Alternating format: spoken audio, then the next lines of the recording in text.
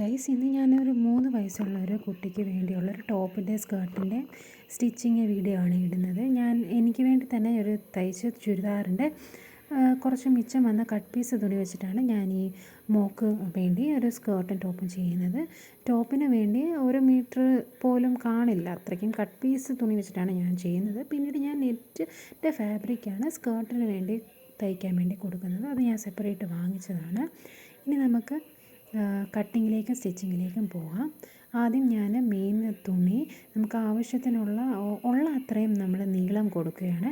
അതിനുശേഷം എനിക്ക് 6+2 8 ഇഞ്ച് വേണമായിരുന്നു. അതിനുശേഷം നമുക്ക് കൈക്കുഴി ഇതുപോലെ ജസ്റ്റ് കൈക്കുഴി മാത്രമാണ് ഞാൻ ആ പീസിൽ വെട്ടുന്നത്. അതിനുശേഷം ലൈനിങ്ങിലും നമ്മൾ അതുപോലെ തന്നെ നമ്മൾ വെട്ടി കൊടുക്കുകയാണ്. അതിനുശേഷം കൈയുടെ അവിടെ നമുക്ക് കൊടുക്കാൻ വേണ്ടി വേറൊരു ഒരു മിച്ചം വന്ന തുണി ഞാൻ ഇതുപോലെ 8 ഇഞ്ച് നമുക്കിതുപോലെ നീളത്തിൽ നമ്മളിതുപോലെ മുറിച്ചിട്ട് തയ്ച്ച് കൊടുക്കുകയാണ്. ആദ്യം തന്നെ ലൈനിങ്ങും മെയിൻ ക്ലോത്തും കൂടെ നല്ല വശം തമ്മിൽ വെച്ചിട്ട് ഇതുപോലെ തയ്ച്ചിട്ട് നമുക്കിതുപോലെ മറിച്ചിട്ട് കൊടുക്കാം. അതിനുശേഷം നമ്മുടെ കൈയുടെ ആ സ്ലീവ്സിൻ്റെ ആ പോർഷനിൽ നമ്മൾ ആ മിച്ചം വന്ന തുണി ഒരു ചെറിയൊരു പഫ് പോലെ നമ്മളിതുപോലെ കൊടുക്കുകയാണ്. ആ കട്ട് ചെയ്ത ആ പീസ് ഞാനിതുപോലെ മടക്കി ആദ്യം 2 സൈഡും തയ്ച്ച് കൊടുക്കുകയാണ്. പിന്നെ അവിടെ പഫ് പോലെ വരാൻ വേണ്ടി ആദ്യം ഒരു സ്ട്രെയിറ്റ് ഒരു തയ്യൽ തയ്ച്ചിട്ട് ആ നൂല് തമ്മിൽ നമ്മൾ വലിച്ചു കൊടുക്കുമ്പോഴത്തേന് അത് ഒരു ടൈറ്റായി പഫ് പോലെയാവും. അത് എന്നിട്ട് നമുക്ക് മെയിൻ ക്ലോത്തിലോട്ട് ഇതുപോലെ തയ്ച്ച് കൊടുക്കാം. 2 സൈഡ് ഞാനതുപോലെ തയ്ച്ച് കൊടുത്തു, ഫ്രണ്ടിലും ബാക്കിലും.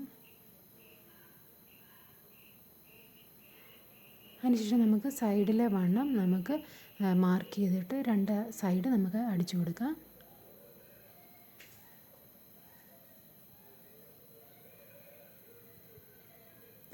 അതിനുശേഷം ഒരു ചെറിയൊരു ലൈനിങ്ങിൻ്റെ മിച്ചം വന്ന തുണി വെച്ചിട്ട് നമുക്ക് താഴെ ഭാഗം നമുക്കിതുപോലെ ഒന്ന് നല്ല വശം വെച്ച് തയ്ച്ചിട്ട് ഇതുപോലെ മറിച്ചിട്ട് കൊടുക്കാം. അതിനുശേഷം നമുക്ക് ബാക്ക് സൈഡിലാണ് ഓപ്പണിങ് വെക്കുന്നത്. അതിന് വേണ്ടി ഇതുപോലെ തന്നെ ഒരു ലൈനിങ്ങിൻ്റെ പീസ് എടുത്ത് ഇതുപോലെ തയ്ച്ചിട്ട് ഒരു സൈഡ് വെളിയിലേക്കും ഒരു സൈഡ് ലൈനിങ് വെച്ചിട്ട് മറ്റേ സൈഡ് അകത്തോട്ടും ആക്കി നമുക്കിതുപോലെ തയ്ച്ച് കൊടുക്കാം. ഈ പിക്ചറിൽ കാണുന്ന പോലെ വ്യക്തമാണെന്ന് വിചാരിക്കുന്നു. അതിനുശേഷം അടിച്ചു കൊടുത്തിട്ട് പ്രസ് ബട്ടണോ അല്ലെങ്കിൽ നമുക്ക് ബ്ലൗസിൻ്റെയൊക്കെ ഹുക്കോ നമുക്കിതുപോലെ പിടിപ്പിച്ച് കൊടുക്കാം. ഞാനിവിടെ പ്രസ് ബട്ടണാണ് വെച്ച് കൊടുക്കുന്നത്. ഇനി അടുത്തത് സ്കേർട്ടിൻ്റെ കട്ടിങ് സ്റ്റിച്ചിങ്ങാണ്. ഞാൻ ആവശ്യത്തിനുള്ള നീളം ഞാൻ തുണിയിൽ മാർക്ക് ചെയ്യുന്നു. അതിനുശേഷം വീതി ഞാൻ മൊത്തം എടുക്കുന്നുണ്ട് സ്കേർട്ടിന് വേണ്ടി ലൈനിങ്ങിൽ. അതിനുശേഷം സ്കേർട്ട് നമുക്ക് മുറിച്ചെടുക്കാം. ഞാനിവിടെ 1 മീറ്ററോ മറ്റോ ആണെന്ന് തോന്നുന്നു ലൈനിങ്ങും എടുത്തത്. നെറ്റ് അതിൻ്റെ കുറച്ചും കൂടെ കൂടുതൽ 1.5 മീറ്റർ നെറ്റിൻ്റെ ഫാബ്രിക്കുമായിരുന്നു ഞാൻ എടുത്തത്. ഇനി നമുക്ക് ഈ ലൈനിങ്ങിൻ്റെ ഈ പീസ് നമുക്ക് ഇതുപോലെ മടക്കി ഇട്ടേക്കുന്നതെങ്കിൽ നമുക്കിതുപോലെ മുറിച്ച് 2 പീസാക്കി കൊടുക്കാം. എന്നിട്ട് നെറ്റിൻ്റെ ഫാബ്രിക്ക് മെയിൻ ക്ലോത്തിലും നമുക്ക് ആവശ്യത്തിനുള്ള നീളം നമുക്ക് മാർക്ക് ചെയ്തിട്ട് മുറിച്ചെടുക്കാം.